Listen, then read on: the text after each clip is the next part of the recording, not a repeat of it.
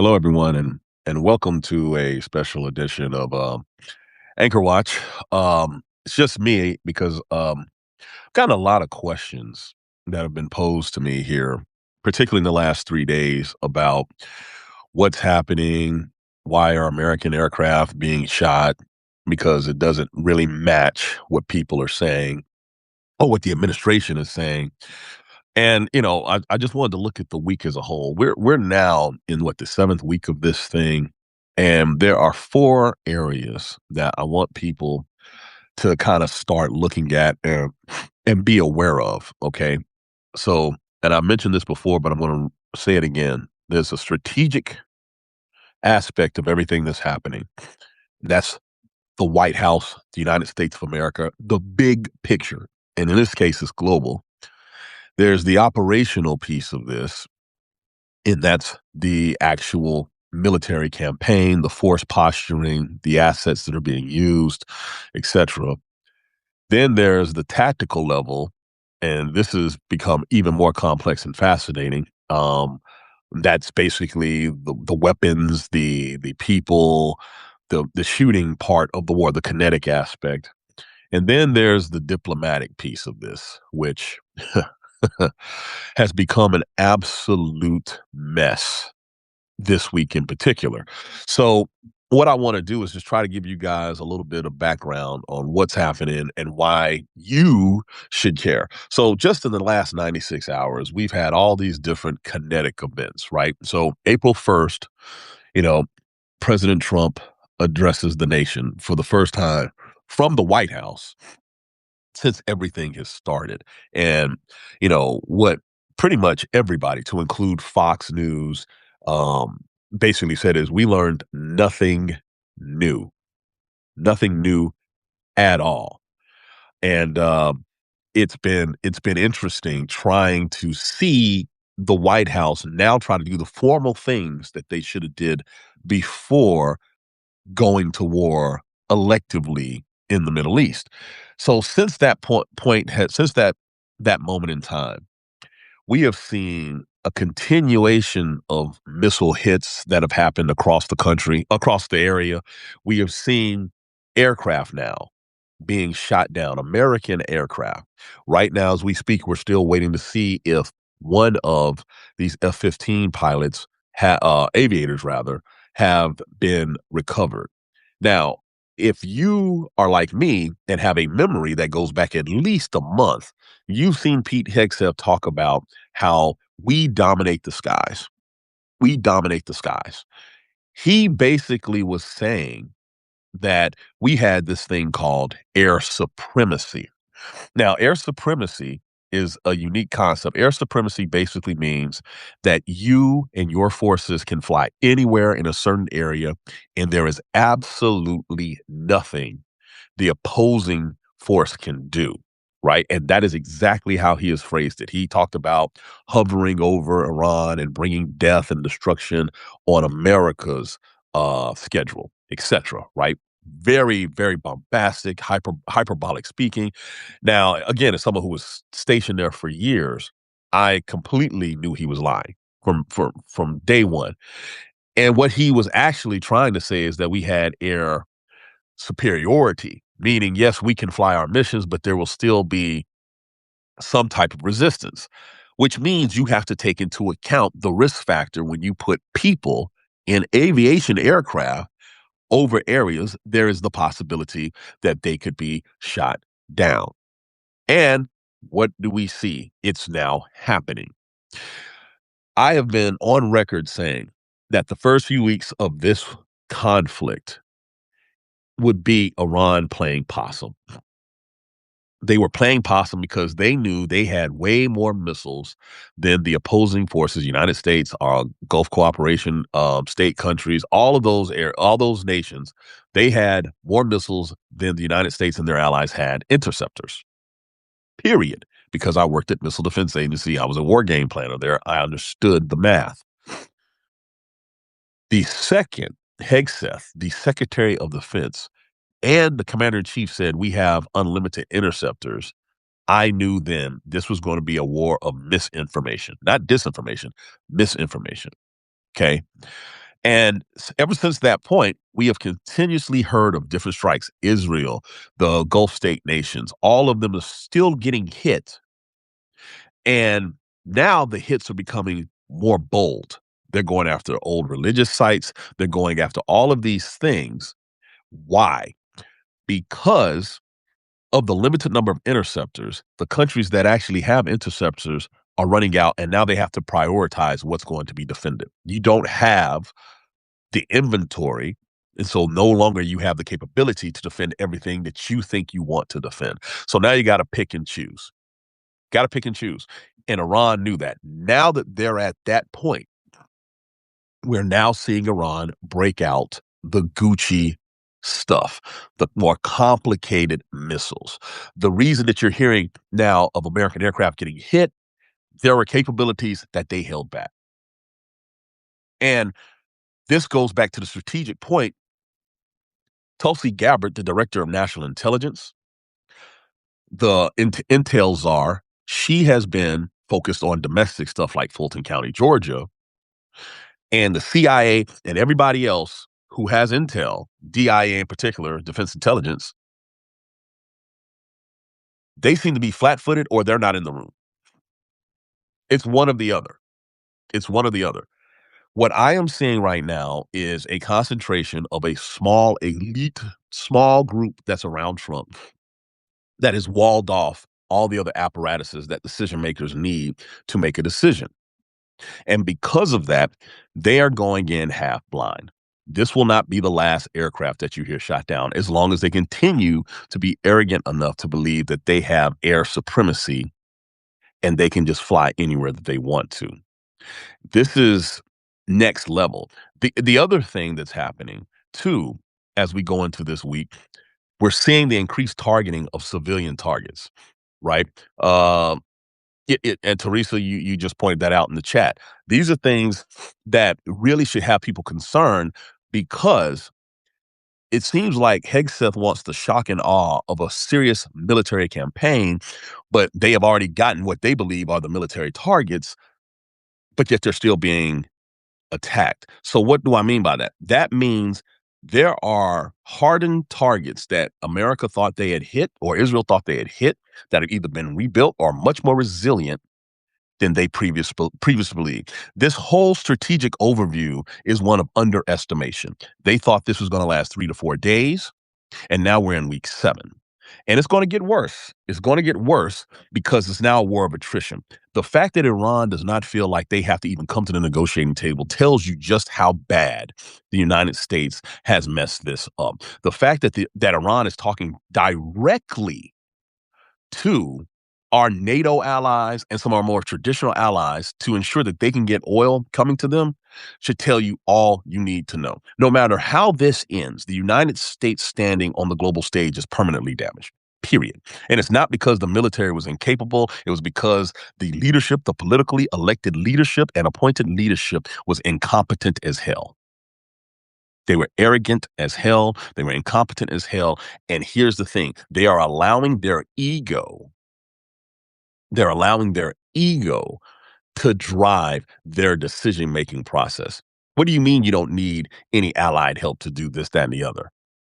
Yeah, you do. You don't have any minesweepers in the region. And if they mine the strait, everybody's screwed. You need their help. But you won't say that because you don't want to admit that you miscalculated. So when I look at the last 96 hours, it's been a very concentrated reaction to the overall campaign. You now have Americans that are being shot down or shot at. You can see videos of Iranian police shooting at H-60 helicopters, you know, who are trying to do the search and rescue mission, the CSAR mission. It's unbelievable. It's unbelievable. The fact that Donald Trump is at the White House and not at Mar-a-Lago on Easter weekend says everything you need to know. The optics are bad, and they are in full panic mode. Now, that's the strategic overview. We still have no end in sight.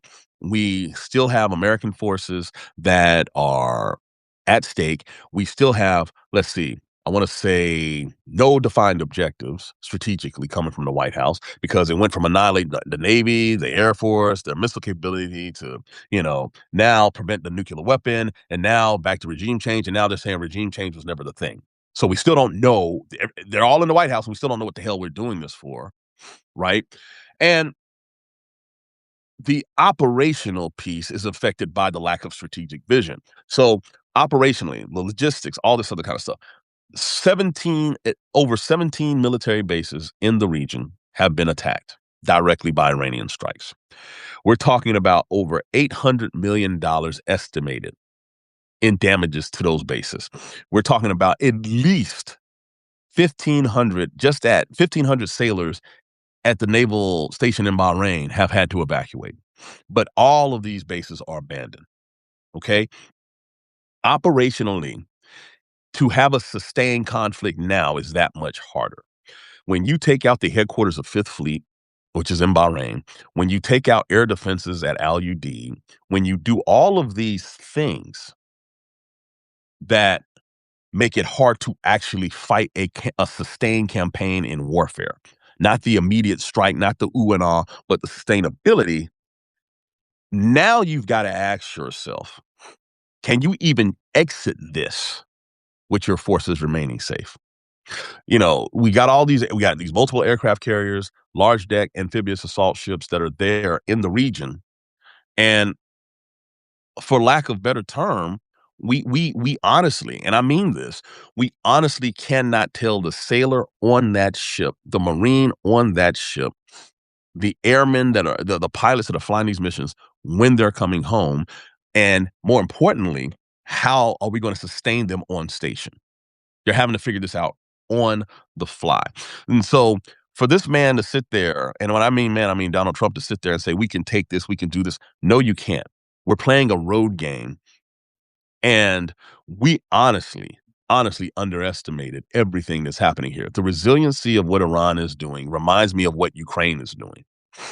So you have the two allegedly largest powers, two out of the three largest powers in the world, in the United States and Russia, who arrogantly thought that they could just walk into someone else's backyard and take land, take resources, do all of these things. Ukraine was supposed to fold within a week. What year are we in? 4 of this? 3, 4? I mean, who's to say Iran is not going to be any different? This is the point. This is the point. And when I look at the internal struggle that has made this even more complicated, because there's something I want to hit that I think directly impacts what you're seeing on the ground. The purge of military leadership that has happened since Trump came back into office, we're now feeling the effects of. Okay.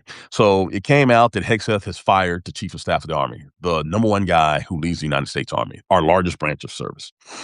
And various reports are saying one of the main reasons why is because he went to bat for 4 colonels who were selected for the rank of brigadier general, and Hegseth personally wanted them removed and removed them. He went over the chief of staff's head of the Army and went over the secretary of the Army, Pete Driscoll. Okay. Just so happens that the 4 were 2 black people, 2 black men, and then 2 women. The whole thing that Hegseth has said since he became Secretary of Defense, since we ridiculously confirmed him, was they're trying to get rid of DEI and the wokeness and the wokeness and the wokeness. What his racist, strategically blind ass fails to realize is the people that you're trying to eliminate probably had to work harder than the average person to get there, number one. So they're really, really good at their jobs. And number two, you neutered the very people that you need to fight and win this conflict because you're a clown. Hegseth is a clown. So let me break that down. The chief of staff of the Army. Good luck finding one person in the United States Army that's going to say anything bad about General George. You won't. You won't. And he was willing to sacrifice his career for the promotion of people he knew earned the right to wear a star on their shoulder. Okay. The head of United States Army's Training and Doctrine Command, TRADOC. Okay. His job is to formulate an army that can win 21st century wars, changing the tactics that they're using. And you need him now because these drones are kicking ass across the world, actually, not just the AOR, the Middle East. And you fire him, rumor is because he wants the army to be smaller, lighter, and be able to be drone resistant. While Hegseth and Trump, the same guy, Trump, who wants to have battleships come back and named after him, is trying to fight a war that was fought 110 years ago. And so he pushes back and they remove him. Then you have the head of the chaplain corps, who, I'm going to be blunt, a black man, an HBCU grad of the great Savannah State University here in my home state of Georgia, the number one chaplain in the United States Army, a man who prays over, Senate sessions, congressional sessions, all this. You fire him because let's be real, he is not the type, not the person, and not the face of the white Christian nationalist movement you're trying to put into the United States Armed Services. Period. Period. And so Hegseth has gone out of his way to say this is basically a religious war. And I know for a fact, because I've talked to many of my fellow servicemen, veterans, those that are still on active duty, they cannot stand it. They cannot stand it. It devalues the professionalism of the United States Armed Forces. So here we are, knee deep into something that should only have been 3 days in week 7. We have not one, not two, but now that the Gerald R. Ford is back, possibly 3 aircraft carriers in this area, 2 large deck amphibious ready groups, the 82nd Airborne, the 31st MEU, the 11th MEU, and we got pilots getting shot down over Iran. That's just the military side. Diplomatically, the United Kingdom, France, Germany, Japan, Korea, these people have gone out of their way to distance themselves from us and now directly deal with Iran. Iran has world-class legitimacy now that it never had prior to this. They underestimated these people, to be completely honest, based on who's in office, probably because they weren't white. I'm just going to say it like that. They thought this would be easy, and they're getting their asses handed to them, not necessarily because they're fighting back. No, it's because they haven't gone anywhere. And right now, they're dictating the price of oil in the world. They're dictating the access to the Strait of Hormuz and the Red Sea. They're dictating a lot of stuff that you, as the American public, have not felt yet. Because here's the deal. In the next 2 to 3 weeks, I know that sounds crazy because Trump says that all the time, but hear me out. The next 2 to 3 weeks, you're going to start feeling the effects of this. The oil shock will happen because here's the thing, tankers travel at a very slow rate. So a lot of the tankers that have been filled with oil when this started are now, arriving at their destinations in the West, in Asia, etc., because it takes them that long. Now, those tankers that should have been filled with oil en route to your location, en route to the world's locations, aren't happening now because it's been 6, 7 weeks. So you're going to see when these ships were supposed to arrive, prices go up because nothing is there. You see what I'm saying? The shock is about to happen. Now, the countries of the world understand this concept, so they have gone out of their way to release the largest reserve we've ever seen, 400 million gallons of barrels of oil, unprecedented, even in the Gulf Wars prior to, because they understand how precious this artery of oil is to the world. But that was a one-time thing. They cannot do that again. The reserves will run dry, which is why Trump is trying to say these things. Oh, negotiations happen. There are no negotiations. There are no negotiations. And most importantly, this is how you know Iran knows that they're winning for their strategic objectives. They don't even want to talk. They don't even want to come to the negotiation table. They want you to suffer. Let's see. We are feeling the effects in the UK already. Most of the local roads are out of fuel. Yep, both petrol and diesel. You're absolutely right, Jenny. And on top of that, here's the other piece of this.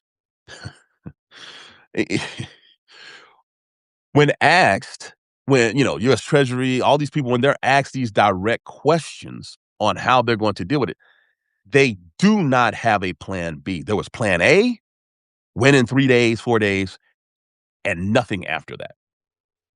Nothing after that. Karen, you mentioned the 48-hour ceasefire. Here's one of the reasons that they even proposed this, the United States proposed this, because they're trying to find down aviators. That ceasefire request happened after these things got shot down, and Iran was like, "No." As a matter of fact, let me double and triple down on that. Here's a reward for anybody in the country that captures these aviators. Now, granted, thankfully, our aviators are trained very well. They go to SEER school, how to search and evade, search, rescue, evade, all that stuff that is now in the play, coming in the play, but it's real, right? But make no mistake about this.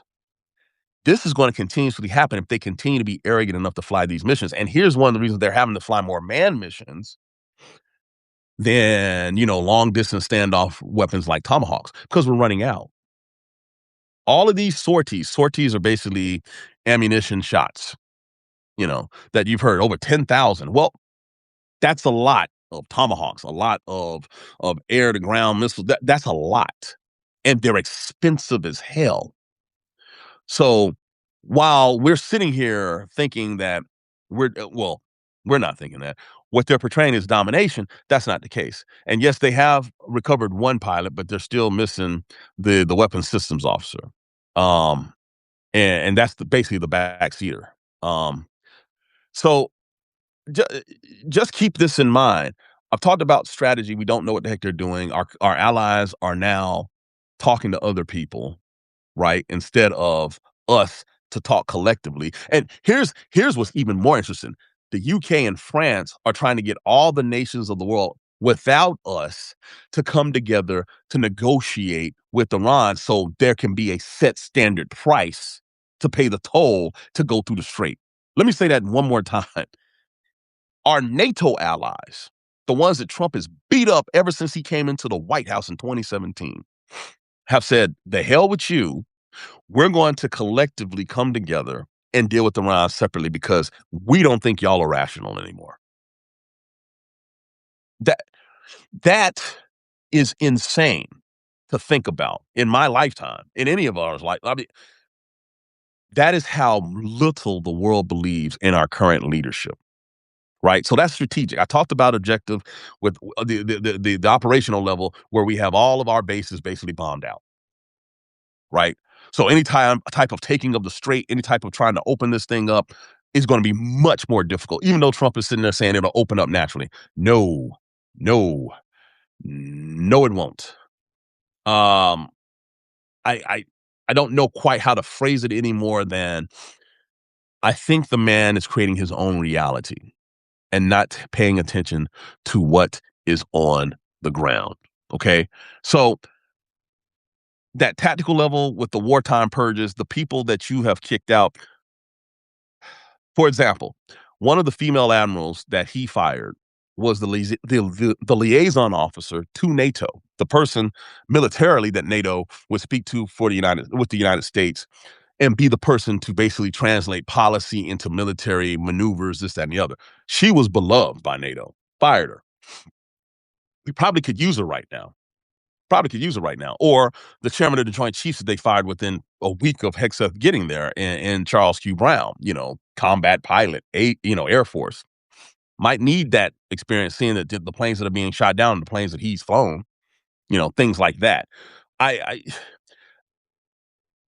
the the arrogance of believing if you look a certain way and talk tough that that's going to win in reality is the most unbelievable thing about this to me. Because if you knew you were going to do this, you sure as hell did not set yourself up to do it correctly because you fired people who had the experience of 20 years of war in the Middle East that could have made this even more palatable. Um, Susan, you asked a very good question. Do I think real analysis is getting to Trump or just blow up videos? I can tell you it's mostly just blow up videos. When they tried to talk to him about, you know, real analysis led questions and decisions, It's been put off. I'll give you a perfect example. Have y'all noticed since this thing has started, right? You see him less and less publicly. He'll come out, get ready to go on Marine One, and he'll have that gaggle with the reporters. The amount of times he's done that in a week has shrunken dramatically. That's not a coincidence because he has no answer. That's part of it. And then the other piece of it, does he have the mental capacity to understand what's happening? Um, I'm old enough to remember Joe Biden getting dragged over the coals by the media when it came to his mental acuity. You have an active war, and in my opinion, someone who is in less mental shape to deal with it. And when you are that type of person, you revert to your base instinct, and his base instinct is being a complete jerk and asshole to people. So the question that you're asking, Teresa, who's really in charge? Very good question. Extremely good question. Because Hegseth is trying to be the ultimate people pleaser. There are many reports. New York Post, Wall Street Journal, they've all reported that Hegseth is in a pissing contest with the Secretary of the Army, Secretary Driscoll. Driscoll is a classmate of J.D. Vance out of Yale Law School. They are tight. Hegseth has wanted to fire Driscoll a couple of times. Can't do it because that's Vance's guy. And so there's a power struggle there. Hegseth is basically trying to provide any and everything that Trump says he wants. He's being the ultimate yes man, so he's not fired. Period. Okay. Now, that being said, it feeds into the fever dream that we're dealing with and that the rest of the world is looking at us like, what the hell are y'all doing? Right. So these are the pieces from that strategic level that we talked about earlier all the way down to now the operational, now going into the tactical, where you think, hey, we can just go right up into the Strait of Hormuz. Hey, we get enough people, we'll go in there, blah, blah, blah. The realities are starting to kick in that you cannot do that. So this goes back to the point of purging everybody in the military. There was also a purge in the State Department and all of our apparatus that deal with diplomacy. Again, Kushner and Witkoff are not diplomats. They are businessmen who are grifting America and the rest of the world to get billions. Why would Iran take them seriously? And even when they gave them a shot while they were negotiating first, we bombed Iran with B-2 bombers and, allegedly obliterated everything in Iran. But that was happening, if you remember correctly, while Iran was at the negotiation table.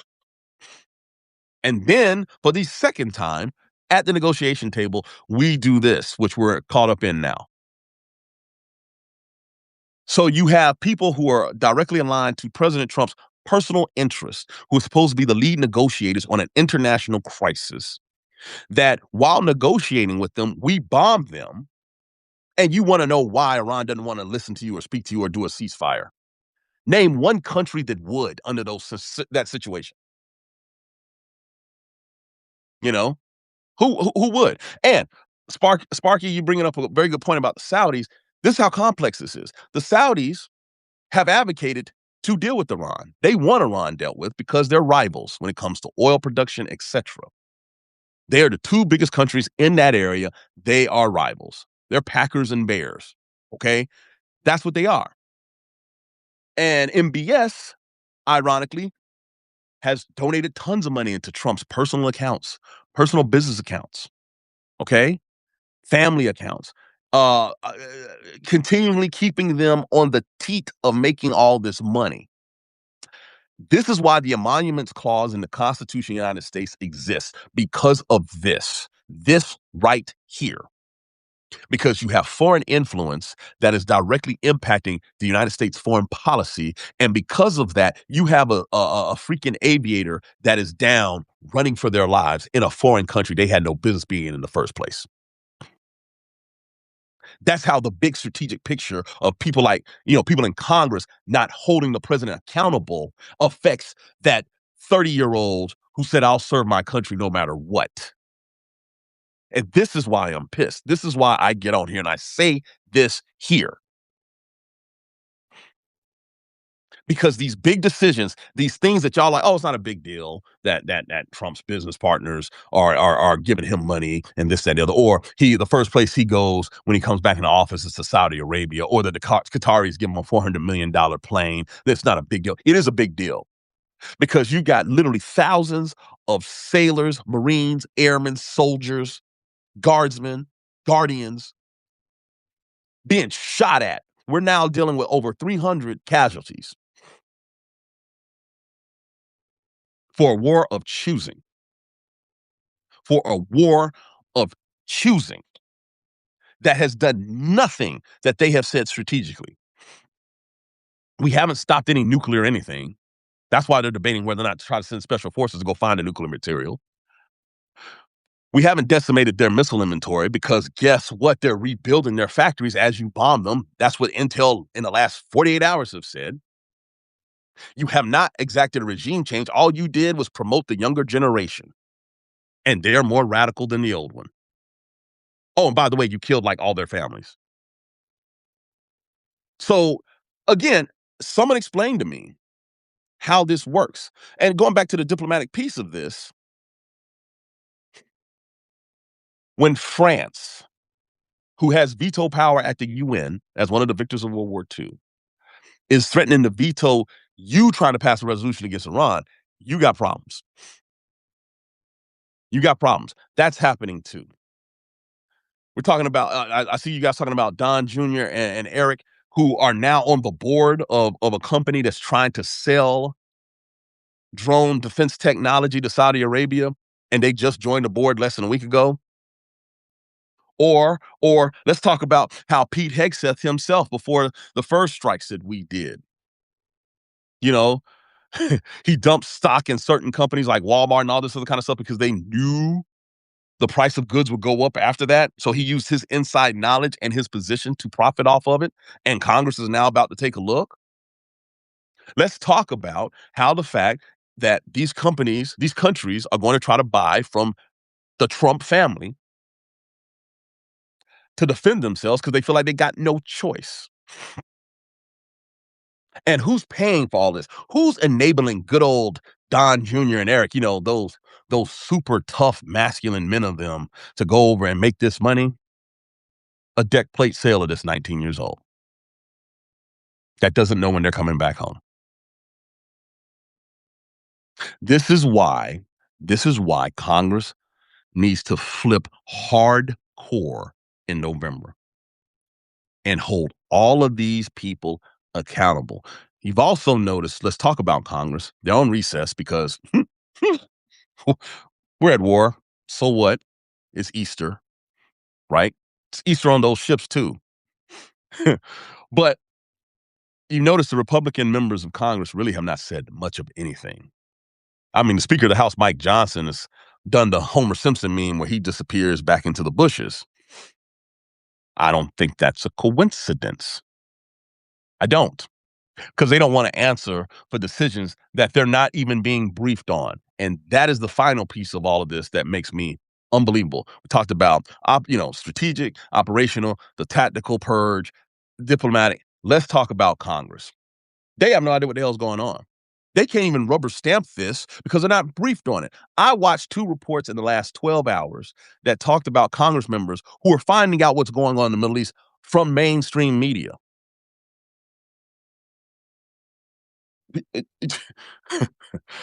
Meanwhile, those red states that have eaten and done this MAGA thing the most, who have a disproportionate amount of members in the armed forces, people are starting to call their offices and they have no answer.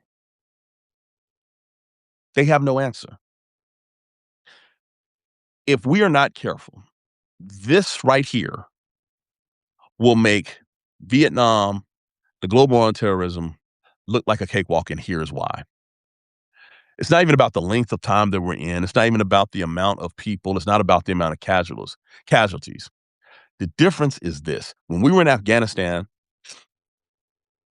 and when we were in Vietnam, we did not have to deal with the oil aspect of all of this.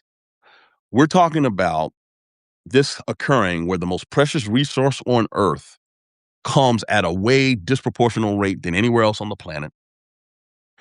And the people that you are attacking not only have a lot of it, but they control the access on which logistically you get it up to 20%, 30%, depending on when, right? This is the fundamental game. No one was sitting there worried about what Vietnam produced for the world when that happened. That proxy war was just a proxy war. Afghanistan, though in the Middle East, nowhere near the oil capability of Iran or the other Gulf state nations in the region.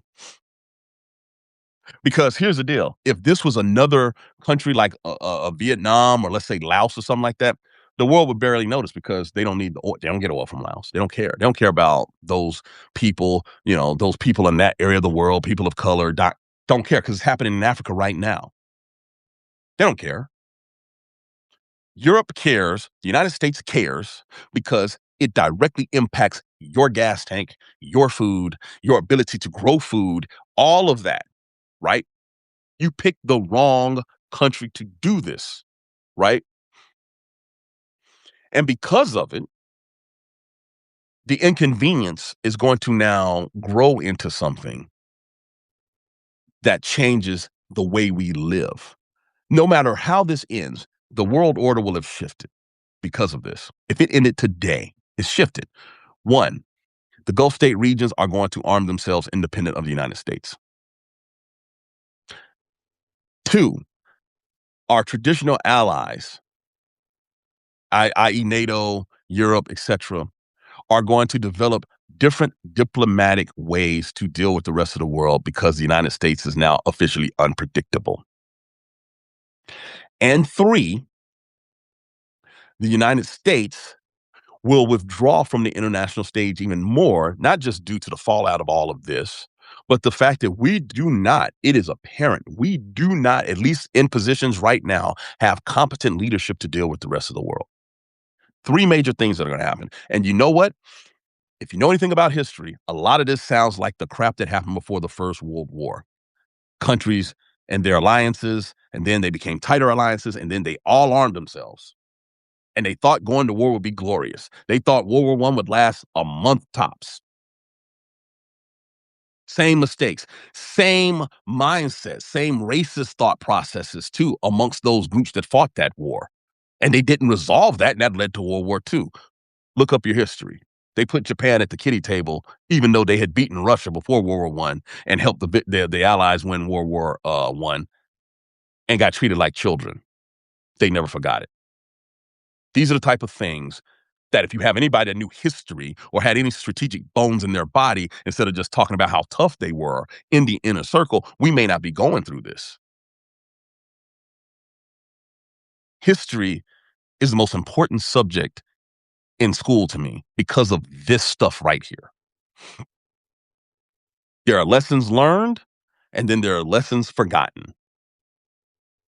Donald Trump never learned the lessons. Pete Hegseth, based on his educational background, I would like to say forgot the lessons. But me and you are about to pay the price. So that is my rant. Now I'm here for questions. Let's see here. So I see. Let's see. Castro, is the USS Gerald Ford back in service? She is. However, we do not know where her destination is. She is underway, making way, but we don't know where she is going. United States, not Central Command because they were actually in EUCOM, but they have not said where their destination is. I find that very interesting. Technically, you have three carriers in that AOR or can reach the AOR. Okay. Let's see some other questions. Let's see what is happening with the Lincoln. Well, I mean, they were supposed to be the replacement carrier because they didn't know how long Ford was going to be down.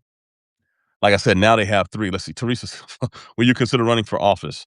Tried that locally, outperformed, but I live in a very historically red district. And politics, those people, I see why they're ineffective. That's a whole nother live stream. Um, let's see here. What is your estimate on actual casualties? That is a very good question because what has happened here, if y'all have not noticed, media is getting leaked reports on casualty numbers, and they're usually different than what initially has come out at the press briefing that Hegseth has, or CENTCOM has put out a number and then they revise it. This is fascinating to me because I honestly believe the United States Central Command, led by Admiral Bragg Cooper, a man who I actually got to know while I was in, very good man. I don't believe that they're in control of their own messaging. I believe the White House and the Pentagon are controlling the messaging for United States Central Command, which they can do, but I believe we're not getting the full story. For example, when they say they have over 300 casualties now, I would really like to know what the threshold is for them saying a casualty. Because let's go back to when the United States killed Soleimani, right? And Erbil Air Force Base in Iraq got hit. There were a lot of people that had concussions. They had TBI, significant traumatic brain injury. Trump blew it off as like concussion, like they had played a football game or something. When now we know is way more serious than that. So, how we classify injuries and casualties is a thing, right? And they're going to play anywhere and everywhere um, around those words. Let's see. Why did CENTCOM deny that Iran downed a plane? This is my point that I'm talking about. I think CENTCOM is being told what to say directly. And as someone who worked as a commanding officer in CENTCOM, messaging is very simple, very direct because time is of the essence. Unless higher headquarters, and in this case, the White House, the Pentagon, jumps in, you're limited in what you can say. Let's see. How does the firing of soldiers impact our outcomes? I saw rescue planes flying in broad daylight. It seemed like chaos. The firing of soldiers impact. Well, okay. So when I'm talking about the people that got fired, these are generals and admirals. Okay, so generals and admirals, most of them are either the top of the operational chain of command, meaning operational, meaning hey, these are the guys fighting, or they're in charge of some administrative program that either mans, trains, or equips the people that are actually fighting, right? Different impacts, but both equally important. Because if you fire someone, for example, like the chief of staff of the army, his job is not operational. He is to man, train, and equip the United States Army for everything that it needs to go to war and to defend the country, flat out. He's the one, though, that, hey, who are we selecting to become generals? Who are we selecting to be colonels? Who are we selecting to be majors? All of that and the criteria. That's a significant job because you're shaping the force. Hegseth inserting himself into that is basically saying, I don't want that person because they're black. I don't want that person because she's a woman. I don't want that person because he's too woke. I don't want that person. Forget what they've actually done. And that's what's happening. And now we're dealing with the fallout of these decisions. Um, so why would anyone believe anything that this administration says? That's a very good point. This is why integrity matters, right? I know politics is a dirty business. I know people lie all the time. But politicians, traditionally in the United States, if they don't want to say something, they just don't say it. They don't blatantly lie to the American public. They will avoid mentioning it. I mean, see Vietnam, but they're sure as hell not going to put out purposely lying statements to have people, especially specifically families of military members serving, lulled into a false sense of security. This is a first for me to see this in my lifetime.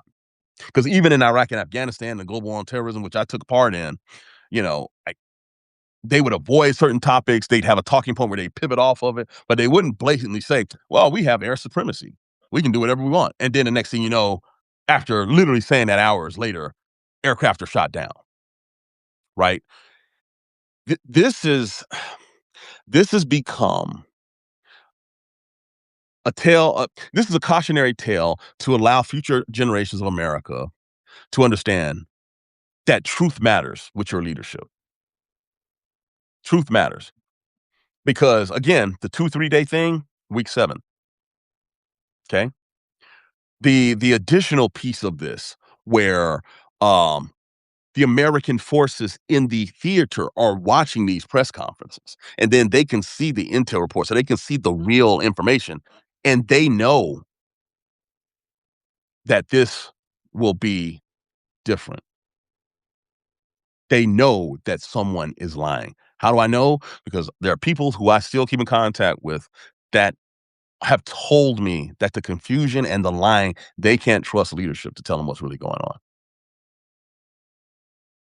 And that's truly tragic. That's truly tragic. Let's see. Any other questions here? Well, and so a couple of y'all have posted um that a lot of these generals, a lot of these people who have talked about this have advised against the ground invasion. Let me take this moment, this public service announcement to remind y'all. The United States military does what civilian leadership tells it to do. The United States military will go out of its way to tell the civilian leadership that, hey, you might not want to do this, but it's still incumbent on the civilian leadership that we elect to make those overall decisions. And so by us not allowing, or by us allowing this 34-time convicted felon back into the White House and turning back over that military to him, and they have told him, we should not do this, we cannot do this. We have now verified reports because the Pentagon, the military officers are leaking this. We don't know. We don't know how much they're actually paying attention to the professional leadership. And what's interesting to me is Trump loves talking about and using the military and telling other countries they need to have courage, or as he called it, delayed courage, when he dodged the draft 5 times. He dodged the draft 5 times. And then today or the day before had no comments. He really had nothing to say about the down pilot or the down aviators over Iran, doing something that he would have never had the guts to do. It's it's unbelievable. And I'll wrap this up on this. The strongest thing about the United States military, because people love to paint it as some magical thing that can do all things and this, that, and the other. But the most magical thing about it was the meritocracy and the collaboration, in my opinion. The fact that you have people from all different backgrounds, literally from all over the world, join this military. And in the most crucial times where they had to do stuff, somebody would come up with a solution that wasn't thought about, wasn't planned, etc. And a lot of it came from their historical background as a person, what they've gone through, blah blah. And we thought that was the coolest thing known to man. The Soviets and the Germans famously said during World War II, and that American military, they'll come up with a plan quickly and deviate from it. And it was frustrating for them. And that secret sauce of what has made America's military what it historically has become has been neutered over time by politicians. Right now it's Trump, but yeah, I mean, we can go way, I mean, basically from LBJ and how the mission creep happened in Vietnam to all this. And as this has happened, you've seen a couple of trends. The politicians that quickly want to use the military, none of them have military experience. So George W. Bush was in the Air National Guard. Okay, fine. Obama wasn't. Trump wasn't. Biden wasn't. But they love saying the term commander in chief. They all love it. They think it makes them sound tough. I watched Ted Cruz talk about him being a commander in chief when he was running for office. I was like, dude, you ain't him. You ain't him. Right? So this whole mindset of the American military and what makes it special, I just gave it to you in my opinion. And what's making this painful and what's going to make this harder is Trump, Hegseth, Project 2025 has stated it's too woke. They see that diversity, which brings diversity of thought, perspective, ingenuity. They think that which we had brought to the table was the biggest hindrance of us doing what we need to do as a force. When in reality, it's the clowns that were outside the club that couldn't get in. It was the clowns that did not have the testicular fortitude in their cases to walk into their recruiting station and say, I'll serve 4 years, see what it's like to give back to America. And but you just magically think because you were elected and you can speak this and do that and you're eloquent, that's enough to be a commander in chief. They have no idea what those sailors who were sleeping on the decks of Gerald Ford were going through, 600 of them for days, and still have to get up and go on watch and still have to deal with incoming this and incoming that. They have no clue. No goddamn clue. As someone who was in the desert, out there in the Gulf, 122-degree heat, sweating like 6, 8, 9 pounds off, just going on watch. They have no clue what that downed aviator, that WSO probably is feeling right now, where the world is trying to find them. And if they're lucky, just capture them, but then torture and all this. They have no clue. They have no clue. But more importantly, when you look at Project 2025 and you look at the actions, the unearned arrogance of these people, the arrogance. And they're not going to pay the price because regardless of what happens, Trump is still going to be a billionaire when this is over. As those caskets come back, he'll still be a billionaire. Don Jr., who I really, really cannot stand with every fiber of my being because we're the same age, talking about being tough, thought growing a beard would make him look more manly, whatever. Being a billionaire. While you got cats like me, dudes that I serve with, dudes that didn't come home, willing to do whatever it takes for this country being completely misused. It burns me to my core. I honestly believe America has mostly good people. I do. And if you ask us to do hard things and we know why and we believe it's worth it, we will do it.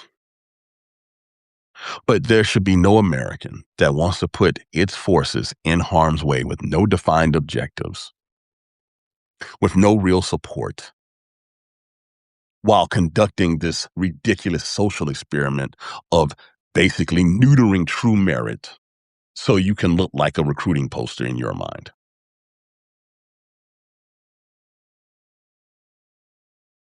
This conflict is going to forever change America's standing in the world. It already has. I think this could be the beginning of the greatest public fall of any person in American history in Donald John Trump, because I think this is the tip of the iceberg. And I think as he mentally declines, his fortunes will decline with him. But it will affect the brothers, the family, all that. I think it's going to affect a lot of things. And finally, I think when this is all said and done, the Republican Party that has enabled this, and I'm calling them out specifically the MAGA faction, not all of them, but the MAGA faction, is going to force a restructuring of political identity and parties in this country. I don't think we understand what we have just signed up for. I wish I could be more positive, but this is bad. We've been abandoned by our allies. We've been isolated by our enemies, and we cannot find a door to exit. Thank you guys for entertaining me here for a little almost an hour. Please hit me up on Substack with your questions. So when I do my daily briefings, I'm going to start trying to answer them directly because I think you guys are asking excellent questions. I think this is how we get the citizenry to be informed about what's going on. So when you call your congressman, you're not just raging at them. You can ask specific questions. And to all of our allies out there, because I see a lot of Canadians there, we still love you. It's just the clown that we put back in office for no unexplainable reason. He doesn't see your value, but we do. So just please stick with us and let us hang in there. Thank you guys. I'll talk to you soon.